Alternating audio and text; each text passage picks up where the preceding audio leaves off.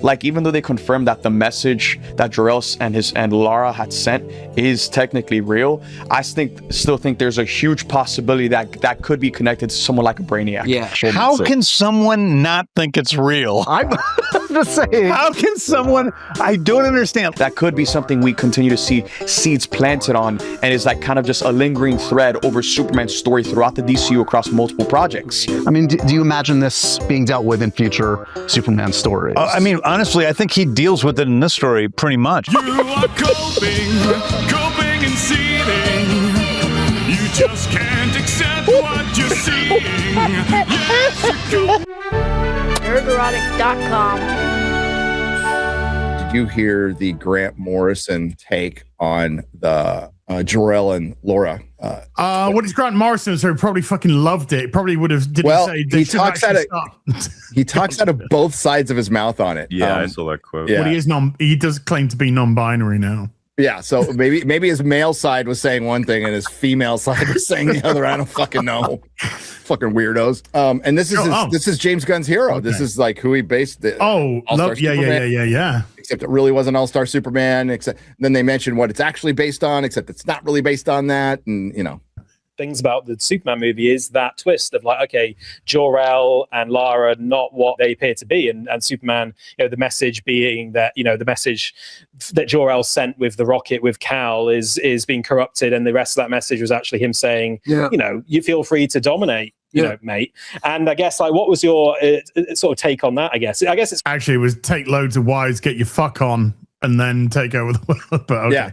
Quite similar to the John Byrne version of Superman, I want to say, right? I suppose it is a little, except Byrne's, they were just more cold and scientific and lacking in emotion, whereas they were out and out fascists. They would just go and take over and then shag all the women.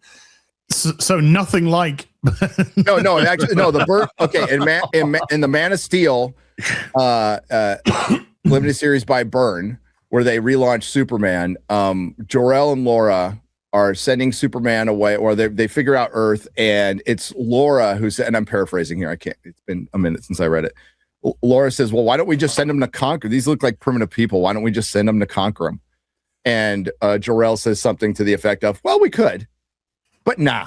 I think they're, they could be better and blah, blah, blah. So could be better. Totally not like what happened in Superman's James Gunn. So I didn't like it because I prefer when Krypton's this lost utopia. I like the idea that there was something amazing and nature just wiped it out, and their own lack of attention to detail allowed them to be wiped out. I think there's something much more poignant about that. For a long time, people like to take those utopias and go, well, what if it wasn't really a utopia? There was actually racism, and there was actually this, and it was actually just like here. And that's what happens. It becomes, well, it's just like here now. And that can... Exactly. It's just the nihilistic world outside your window bollocks that they try to do when they watch CNN or whatever it is. Mahler pays his stuff. Mahler pays more attention to stuff than I do. He's got a better memory. He's younger. Okay. He didn't fry his brain. What's that, son? He just said that he didn't like the twist, right? I do remember him saying that. It was a while ago. I know. It was like 5 seconds ago that he said he didn't like it. Now wait. Now play and see what comes up next. It, to me, diminishes it. But as a twist, in his version of the story, I thought it really worked. Because the thing that I found almost upsetting in it was that it felt like Superman's morality was quite fragile throughout. That it was just based on this. Didn't it? We liked that. We liked his fragile morality. What's happening? I don't know. And wish fulfillment. What's this we shit? Yeah. In actual fact, I think one of the reasons why it didn't do very well is not a lot of people saw a lot of super in the Superman, which is exactly what James Gunn went for, by the way, because he said we're going to focus more on the man than the super. And everyone else seemed to be superly better than him. Fulfillment bullshit that he's seen his parents. Well, you'll go out there and do a kindly deed every day, son, only to find out that meanwhile they're racist monsters. So that's what I felt I've lost my train of thought there. That's one of those ones where I started out in a long ramble and then You need to try and coexist with it. I didn't like it, but it really worked for James Gunn because of his trying in every non-binary there's 4 non-binaries. Trying to get out. If you just reconcile that together, then let's see what we get. Lost myself on the mountainside. I guess like the fact that his morality was quite fragile. Yeah, the morality. That was it. The morality seemed fragile because it was based on this nonsense, and so I constantly. Sorry, what fragile morality? I mean, what we talk about fragile morality. The only thing that he had questioned is, I want to do good. You know, I want to be this hero for Earth. My parents have sort of torchlit the way for me. And then when I discover that they actually said, hey, get your fuck on, get your harem going, sunshine, he doesn't then question his own morality to be there. There wasn't a moment in the film where Superman's just like, well, maybe I should. There wasn't that. There was no doubt. There was the whole conflict was just like, where do I derive that meaning from? That it's like you had it with your own parents the whole time, which was yes. Like, and the very first thing he said was, that isn't me. To the Justice Gang, he's like, that's not me. So no, there was no questioning of his morality. No, but maybe he means fragile morality, and it's like seems that he got it from these guys, and they're evil. So, but he didn't know. But he didn't know. Well, but then also he didn't even get it really from them. He got it from his parents. But for 2 minutes. And that's what like the message they were trying to get across was he's a punk rocker.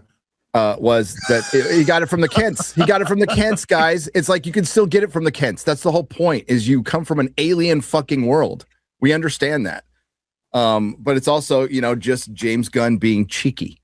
Plus the whole point of Superman's morality comes from the Kents anyway. It's always come from the Kents. Well, that's the thing. It's never made sense that he made that mistake in that movie, because he had like 2 sentences from the L's, whereas in other versions, his father, like Jor-El, is a huge influence. Makes more sense if he's a huge influence to go between the parents. But you can't do that with this version. He had like 1 small message. The rest of it came from the Kents. It's just it doesn't work. Doesn't make sense. It really felt like Superman in it could just become a bad guy easily. It was like Batman and Killing Joke. No, there was no point in that film that you were thinking, oh, hey, Clark could turn here. None. It's still not great that he's come away with this interpretation. No, he's making his own film up in his head. And this guy's written like good Superman stuff before. So, like, I think he's maybe trying to explain James Gunn's side. I have no idea. But this is the problem with people. Listen, Grant Morrison, great comic book writer. I'm not going to diss the guy in any way. But like in Hollywood and other writers, when they approach Superman, particularly with James Gunn, and that's why I've talked about, they don't put James Gunn does not put an American flag in his front yard for 4th of July. And I think that's kind of the basic thing you need to do to approach Superman, because a lot of people in Hollywood see Superman as Homelander. That's how they see him. So that's why they have such a hard time figuring him out, because there's no way that they can conceive that somebody is just good. Somebody can just be good. It's something that's out of their realm. We're watching something right now where somebody is just good and people are loving it. Mahler. Called Night of the Seven Kingdoms. Has like aside from Fargate, we got to see it now. We can talk about it now. And the Night of the Seven Kingdoms. You didn't need to waste all this time with a twist, and then like even the people who were liking Superman were trying to cope with it, going they'll fix it later, and then James Gunn comes out and goes, no, that's it. Which I still think I think they'll fix it. I think they will. That was never so he insisted over and over again that it wasn't a lie, but you have to imagine he's had some conversations with a few higher ups being like, can you just switch that back, please? And he's like, how much would you lose? Is there a major amount of storytelling you're going to get out of them being evil in future? Can you just switch it, please? Oy vey. Okay, let's carry on. was one bad day can mess up anybody. So that actually I found quite disturbing. All it needed was something bad to happen. His whole head would collapse. Dude, this And so- selection he is not selling it. So Superman is so fragile that he can flip on a dime, and it's like become the Joker. kindness is the new punt rock, and unless he stubs his toe, and then he'll kill everybody. Oh, I'm what did he say? What's he say in the fucking end credit scene? Sometimes I can be such a jerk. Yeah, which is stupid. No, I think we're in the realms of. I know that Grant Morrison likes to huff stuff. Certainly loved to huff LSD for a lot of years. I wonder if he's huffing the copium now. But about that revelation at the end is that he was able to ride on through it, and you drop acid. You don't huff it. You could, but like, doesn't that add to it? If you're huffing acid, you're doing it all wrong, and you're even weirder. Yeah, that's true. But you huff copium, so I needed to get I'm going to snort alcohol. I needed to get them to align, Gary. Somebody said he sounds drunk. He's Scottish. Yes, Grant Morrison's very Scottish. Yes. Okay, that's Superman. Superman could handle that, and then he just shifts his attention to all the good memories he's got of his earthly parents. Yeah. But again, I don't know how well that worked, because the earthly parents seemed like an almost non-existent presence. Well, that's because they were, Grant. That's because they were. They're in the film like fucking 5 minutes top. Well, less than 5 minutes, I think. This has got to hurt James a little bit because he loves Grant Morrison stuff. Grant's gone away with like 3 different takes on the thing itself. This is a bit of a catastrophe. It's just like, wait, no, it's not. Why are you saying all this? Yeah, it's like, I didn't like it, but it works for James Gunn because Superman could flip on a dime, but he wouldn't because his earthly parents were there with his morality. I thought it was disturbing. Like, wait, what? Over the very end, and they even seem to have different personalities at the start, where they come across as these kind of yokel characters, and then later they'd seem to develop a completely different kind of vocabulary. And that's because we didn't spend any time with them whatsoever. We had like 5 lines from the mum or whatever, and then nothing, and then a scene for the dad, and then nothing. Like, that's just, it was bad, James. Bad James, naughty James. Hit him with a newspaper. Intelligence. So there was that too. But yeah, I thought all the story choices that I didn't necessarily like worked really well for this movie. So again, it's a version, isn't it? And it's like it's a version. It's a version. Well, it's like everything I didn't like worked well for this. That says to me, I don't like this guy's stuff. So it works because I don't like it. Listen, it's a version, you know. It's a version. It's a version, Haynes. You should put that on the poster. This is Grant Morrison. It's a version. Grant Morrison. It's a version. How many stars? Like I think in his own way, he's trying to be nice, and he probably hated it. He's not. Put it this way: if he was trying to talk me into the cinema, he's failing massively. I'm not like, wow, I gotta go see it. Yeah. Holy shit! Get me my ticket now. No, and I kind of like the version. I'm interested to see where it goes. Me too, and I must say I agree with your points totally. I mean, that was how I felt. Oh dear. Which one there, youngster? Yeah, you gotta choose. I agree with your wildly all over the place points. Yes. Yeah, I enjoyed it, and I liked it, but I was a little conflicted. But the longer I've let it sit with me, the more I think emotionally it lands. And I think that scene, because the scene I was going to bring up. How many times has this guy seen Superman? I don't know. Once. If that. Emotionally, see, that's the thing it lacked completely. Was any kind of emotional engagement at all. There wasn't any. No, there was nothing to latch onto. There was nothing that felt inspiring or aspirational, which should be in a Superman, especially a first Superman movie. That was the one thing I was surprised about as I was watching it, and as it was going on. I'm like, oh, I'm not liking this. Yeah, I legitimately thought, I was like, meh. Leading up to it, didn't like the marketing. I was already burnt out on the marketing. But I was literally going into it going, I bet you I come out going, that was better than I thought it was going to be. Yeah, that's where I thought I was going to be too. I really thought I was going to come out with that. And I ended up coming out with like, that was shite. That was so mid. And then the more I thought about it, you know, you come out of the cinema and you sort of got that immediate sort of cinema feel, you know? Yep, recency bias. Yeah, recency bias as it's called. And, hit it with like a 5 out of 10. Was immediately challenged the next day by Mikey Gusler by the way that I described my review. And Mikey, and I was like, do you know what, Mikey? You're actually right. You know, I can't be saying this, and this, and be giving it a 5, saying it's right down the middle. So he got aggregated. He got immediately aggregated down from a 5 to a 4 after one day, and then I, could sit on it a little bit more, think about it, and then it went down to a 3. So it's the 3 out of 10 is what it ended up being. What kept it mid for me is I kept comparing it to like Ironheart, which I'm like, it's not as bad as Ironheart. Jesus. But that's not good. No, there was way more black people. And now we have it's not as bad as Starfleet Academy. Get Superman poster better than Starfleet Academy, the real BBC. God bless the guy out there. I'm not going to call him out on Twitter, but I put it in one of my daily clips. We put Wonder Man is better than Ironheart, and he was like, "Stop endorsing that stuff." I'm all, that's not an endorsement. No. yeah. It's not an endorsement. It's not an endorsement, dude. It's not. You know, his morality continues. So the scene where he sort of faces off with Lex and says, being human is making mistakes, but I that's what's my greatest strength. And I feel like for me that is very much.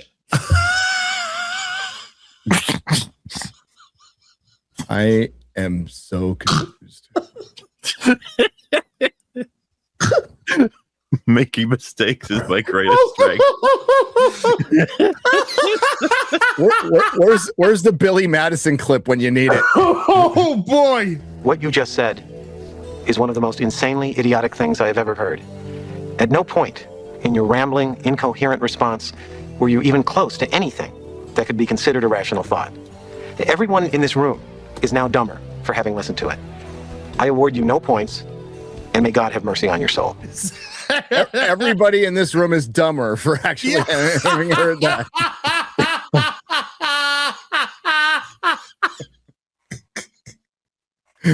I don't think anyone's got a fucking clue about this Superman film. James, what were you trying to do? Because we got this guy, this mop here, thinking that Superman's greatest strength is being shit. Just to be clear, okay? Because it's a version. I don't like this movie, but what happens is Superman says, I'm as human as anybody. I get scared. I can love. I wake up and I'm not even sure what I'm doing. I just put one foot in front of the other. He says all that shit, right? And he's like, I got to make the best choices I can, but I do screw up. But that's being human, and that's my greatest strength. He's boiled that down into I make mistakes, and that's my strength.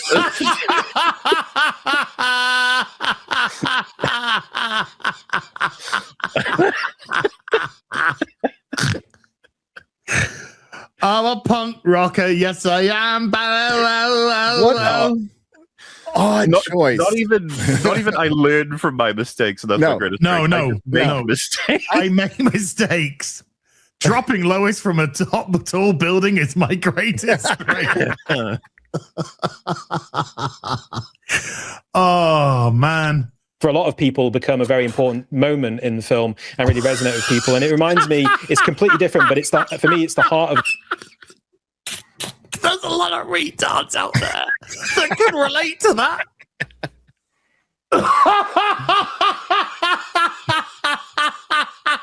Oh my God, this is the funniest comedy I've fucking listened to in ages, man. People trying to decipher James Gunn's Superman's James Gunn. It's breaking everybody's sanity because you're looking for something that isn't there. Yeah. There's nothing there. There's nothing in it. Whatever James Gunn thinks is in it is not in it. Oh, boy, kindness is the new punk rock is one of the dumbest things I've ever fucking heard in my life. Yes. That's like yes. That's like saying, I don't know, a screwdriver is the new chocolate. It makes no fucking sense. Well, no, but you say that after he's just like says terrible things to his audience and shit like that. And then he goes, kindness is the new punk rock. You know, look at his face. You don't even know what the fuck is this. Went to a lot of punk rock shows in my time, hung out with a lot of punk rockers. A lot of kindness going on there. Kindness is not the first word I would, not even the 1,000th word I would come up with when it came to hanging out with them. What? That's crazy. Remember when the Sex Pistols would come on stage and go, hug everyone, the person next to you. Big hugs to everybody. You know, and then ask them if they got any heroin. Well, I mean, I've been to punk rock shows where they've gone up on stage and go, does anybody have any heroin? That has happened a lot. No hugs, no, just heroin. Dude, to the point where, like, you're not getting a show tonight unless somebody brings up some heroin.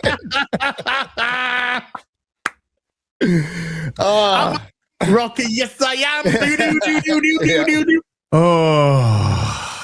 The movie in the way that the girl on the rooftop in All-Star Superman is the heart of your story of All-Star Superman. When you saw that, was that something that kind of, how did that resonate with you, that scene? Yeah, well, again, I was happy to see him kind of showing his Superman. That's the one who's going to jump. Is he talking about?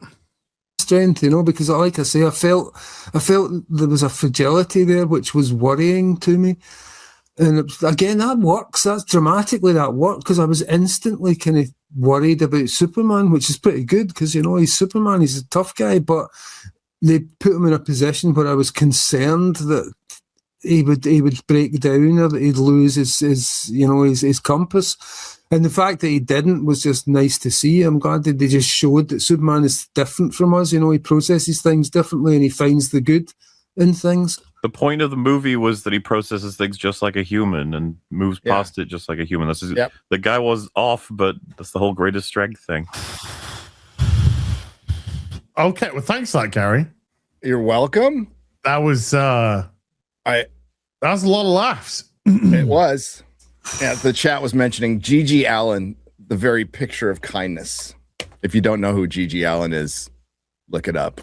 He's a punk rocker, yes. He's a punk rocker, yes, he is. He's also dead. And he was insane. Well, yeah, that's all this started. In case you're wondering how on earth that got on, due to Superman, massive success at the cinema, even though it's not, but let's cope. No, it started with Ted Sarandos telling the truth, and then people trying to tell us that's not what he said, and then using the CEO of the actual streaming service who knows what the fuck's going on. Yeah, he doesn't know, but the fuckwit from Screen Rant that knows shit about shit. We got to remember the lowest common denominator, because what they're saying is Ted Sarandos didn't say the words "wasn't successful." But he alluded to it in his statement. He said didn't he say below expectations? Yeah. But they were just saying those words were literally not what he said. And it's like, okay, we're not saying that's exactly what, but this is the internet. So yeah, maybe you talk slowly. Well, because he took an example that underperformed, he said. He took an example which underperformed, an example which overperformed, Superman which underperformed, and Sinners which overperformed. And more importantly, there was a movie he could have picked that was a flop, that went out early from Warner Brothers that year. He decided to choose Superman, not Mickey 17. Oh, yeah. Which he certainly curious. Get us and get us. Nerderotic.com.